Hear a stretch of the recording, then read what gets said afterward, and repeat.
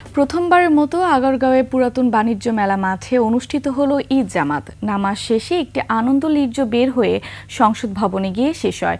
পুরো আয়োজন ঘিরে নেওয়া হয় কঠোর নিরাপত্তা ব্যবস্থা। আরও জানাচ্ছেন দীপু শিকদার।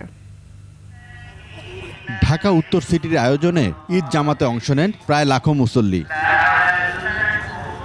অনেকে এসেছেন পরিবার ও স্বজনদের নিয়ে। গ্যাদারিং ইজ রিয়েলি গুড, ম্যানেজমেন্টও ভালো। আমি দেখলাম যে আইন শৃঙ্খলা রক্ষাকারী বাহিনী যথেষ্ট পরিমাণ তৎপর। সুন্দর একটা বাংলাদেশ চাই, শান্তির বাংলাদেশ চাই, যে বাংলাদেশে প্রাণ খুলে নিঃশ্বাস নিতে পারবো।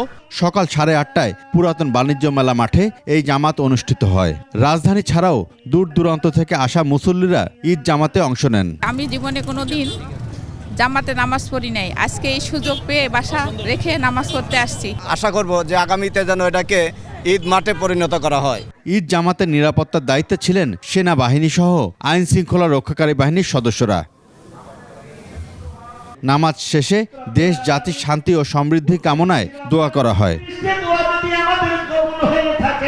পরে পূর্ব নির্ধারিত একটি আনন্দ র্যালি সেখান থেকে বের হয়ে সংসদ ভবনে গিয়ে শেষ হয়।